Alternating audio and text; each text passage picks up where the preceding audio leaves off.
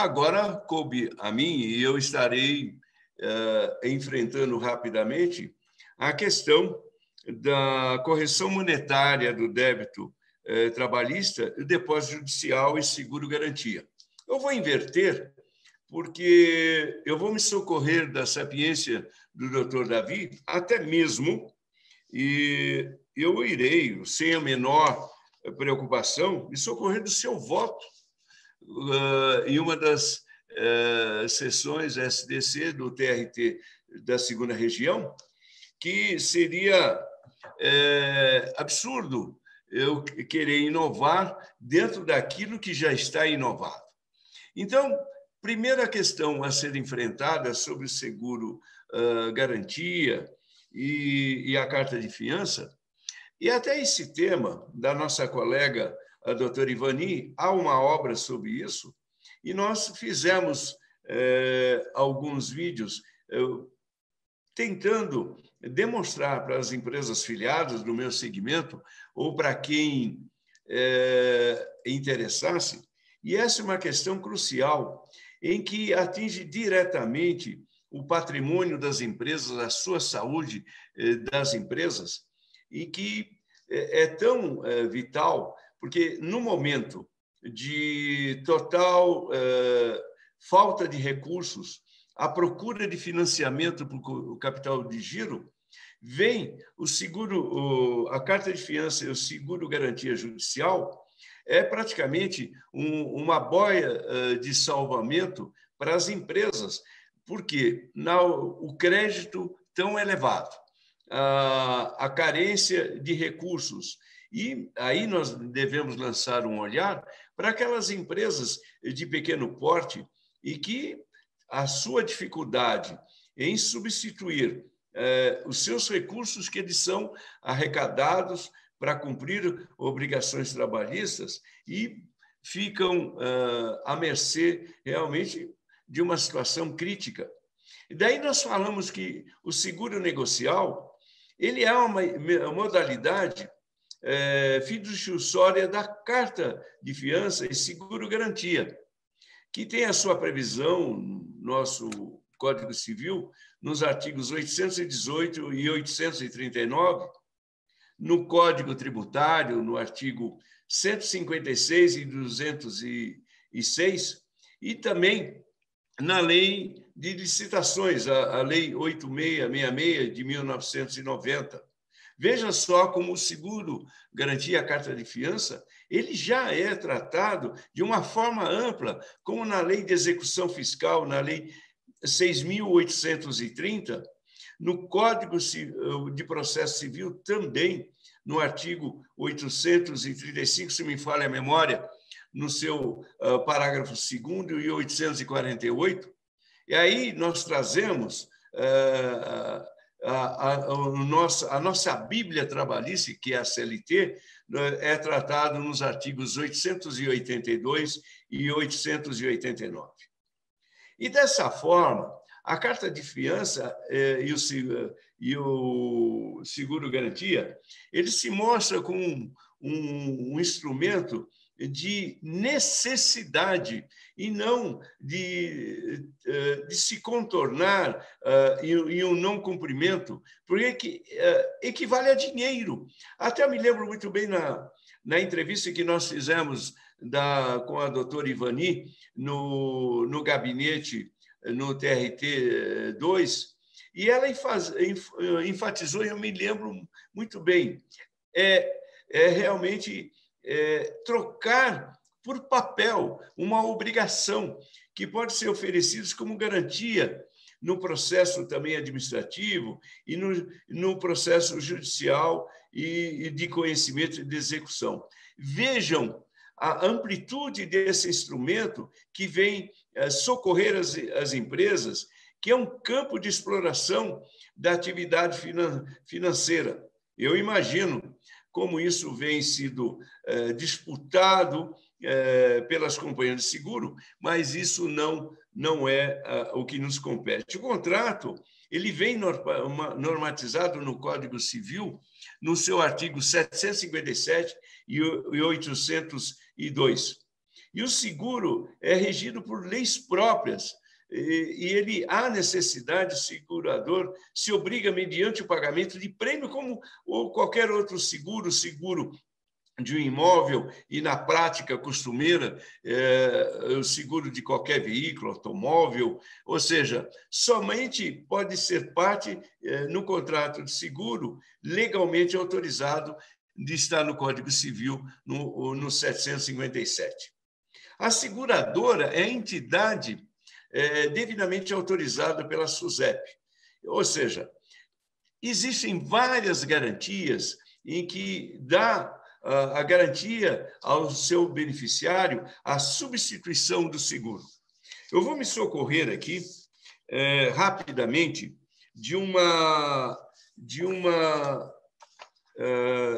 decisão do STJ, da lavra do ministro Vilas Boas Cueva, que ele se calca no entendimento atualizado do CPC, e que diz que no seu artigo 835, equiparou expressamente a fiança bancária e o seguro garantia judicial ao dinheiro, aquilo que eu coloquei há pouco.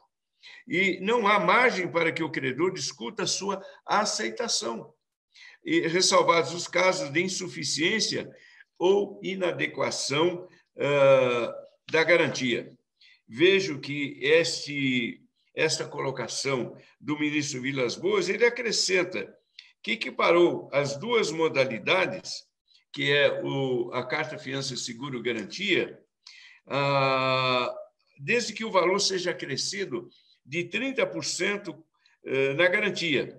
A decisão cita precedentes que denotam a necessidade de compatibilização com o princípio da menor onerosidade para o credor.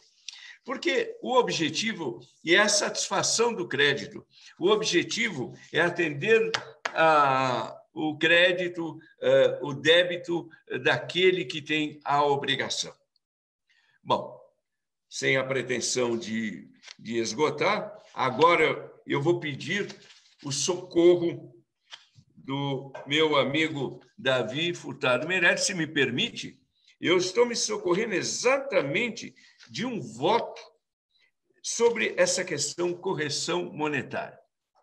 Eu confesso que, como todos sabem, ligado ao segmento de transporte coletivo, é uma situação em que os departamentos financeiros eles ficam atordoados, até mesmo conversando anteriormente com o doutor Davi, essa questão tão tumultuada e que eu vejo que não há uma coerência, uma decisão, e que no voto do doutor Davi, e que o STF, em controle concentrado de constitucionalidade, reconheceu a inconstitucionalidade da utilização da TRD, com índice de correção monetária. Decisão tem efeito erga omnes. O STF, contudo, havia deliberado pela adoção de um efeito modulatório quanto ao princípio de IPCA e fixando a partir de março de 2015. Então, vejam, e até notícias obtidas de hoje, notícia, não tenho nada publicado, parece-me que as entidades com uma certa influência no Senado, parece-me que o Senado interpretou na PL de conversão 1520 e pediram que melhor identificassem e definisse juros de correção monetária. Ou seja, dessas emoções, mais emoções nós teremos nos próximos dias. Não sei se é conhecimento do desembargador doutor Davi Meirelles, essa questão tão tumultuada com relação à correção monetária, porque o objetivo é satisfazer o crédito, mas não satisfazer de uma forma vantajosa, e sim dentro do direito. Ela tem para que não se obtenha vantagem, porque a aplicação correta do direito não é trazer a uma parte a outra vantagem, e sim a sua exata compensação do direito e da perda, né, doutor Davi? Eu gostaria que o senhor complementasse brevemente esse tópico que o senhor, e eu me lembro muito bem, ele não está partindo, é um outro desembargador de primeiríssima linha, o doutor Francisco Ferreira Jorge Neto, seu companheiro, e também mentes brilhantes na interpretação dessa questão da correção monetária. O senhor poderia acrescentar, doutor Davi? Posso.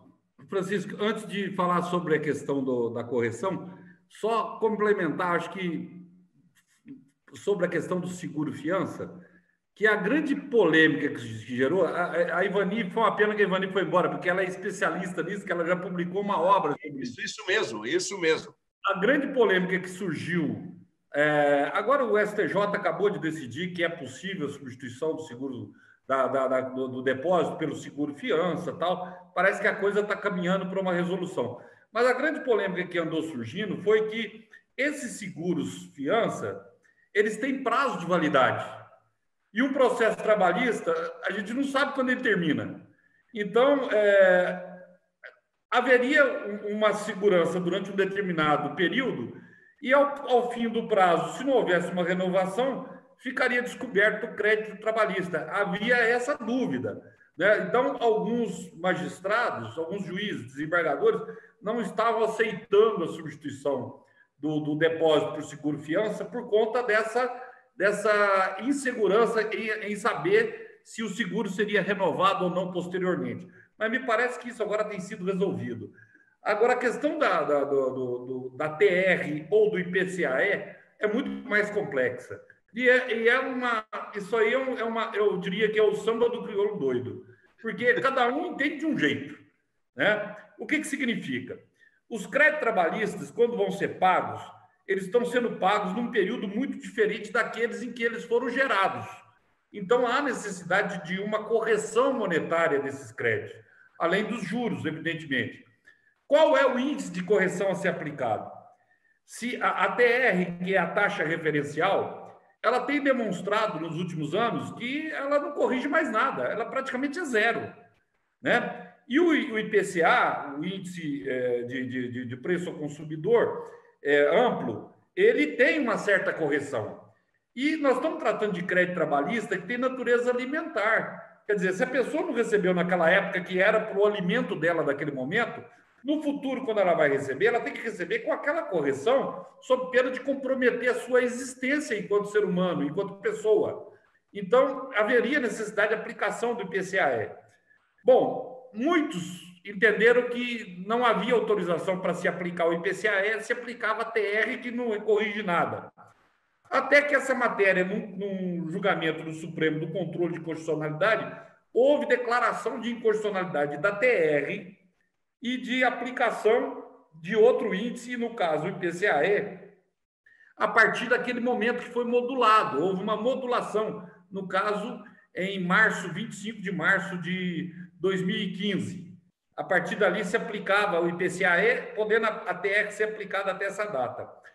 Aí, a reforma trabalhista, mais uma vez, tentando resolver isso, e acho que de forma assim, o legislador da reforma trabalhista foi muito pouco orientado sobre matéria trabalhista, essa é a verdade, né? O que se queria era precarizar direito do trabalho naquele momento, prejudicar a própria justiça do trabalho, e não se pensou no jurisdicionado. Ela simplesmente decretou que tinha que se aplicar a TR a partir dali. Então, a reforma vem e diz que se aplicava a TR. Recentemente, no ano passado, no final do ano passado, o Supremo voltou a julgar essa matéria, entendendo que a TR é inconstitucional mais uma vez e que não tem que ser aplicada nunca. Então, acabou a modulação de 2015 e que passou-se a pensar numa modulação mais distante, em 2009, que foi quando foi criada o IPCAE. O IPCAE é de 2009 para cá. Então, a modulação que tiver que haver, a aplicação do IPCAE é de 2009. Se tivesse que se aplicar TR, é antes de 2009. Né? E a partir daí, IPCAE. Mas tem juiz que continua aplicando o TR, porque a reforma trabalhista diz isso. Tem juiz que continua aplicando com a modulação de 2015. Tem juiz que agora modula em 2009, cada um julga de um jeito. Vai ser necessário, o TST ainda teve reunido semana passada no seu pleno para decidir essa matéria, não encontrou ainda uma solução sobre isso. Me parece que teremos aí novidades nos próximos dias, em que pese eu achar que esse tema ainda vai gerar muita discussão no futuro. O campo está aberto para várias interpretações sobre esse tema, mas basicamente a questão que está envolvida, independentemente do índice ou do número, é pensar qual é a finalidade disso. A finalidade é fazer com que o trabalhador que vai receber, o reclamante, aquele que tem um crédito trabalhista, que vai receber o seu crédito agora, receba naquele mesmo patamar de poder aquisitivo que tinha quando ele gerou esse crédito, ou seja, quando ele trabalhou e deveria ter recebido. Basicamente é isso que nós temos que nos preocupar. Ok? Ok, doutor Davi. Inclusive, só para complementar, nem é uma questão de hipossuficiente, e sim satisfazer o crédito exatamente no valor daquele que lhe foi negado esse valor, né? É a recompensação. É como em qualquer contrato, as partes terem a sua parte na devida parte que lhe cabe. Exatamente. Muito obrigado, doutor Davi, por haver complementado. Fico-lhe extremamente grato, inclusive com essa questão da carta-fiança e o seguro-garantia. Bom, bem. Atingimos nosso objetivo. O doutor Ricardo Guimarães vai deixar aquela questão para enfrentar quando da cartilha ou quer fazer alguma colocação? Show? Fica muito à vontade.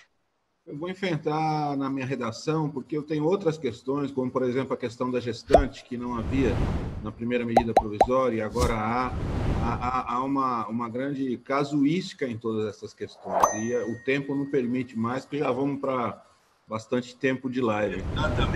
Exatamente. Igual a doutora Joselita, o nosso carinho especial no agradecimento, o meu agradecimento ao desembargador doutor Davi Meirelles, o meu agradecimento ao doutor Ricardo Guimarães e, novamente, a doutora Joselita Borba, jurista de primeira linha, baiana, de origem raiz brasileira, porque foi lá que o Brasil iniciou esse Brasil que nós temos hoje, né, doutor?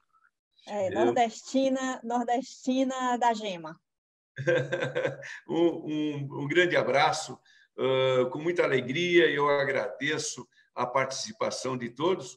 E, olha, nós estaremos à volta muito brevemente e muito obrigado aos eminentes juristas por esse ensinamento vasto. Muito obrigado a todos. Obrigada. Um abraço. Oi, Ricardo. Valeu, Lita. Boa noite, Lita. Boa noite, Davi. Boa noite, Francisco. Obrigado. Um abraço. Obrigado a todos dessa live que tiveram a paciência de conviver. Muito obrigado a todos. Um abraço. Obrigada.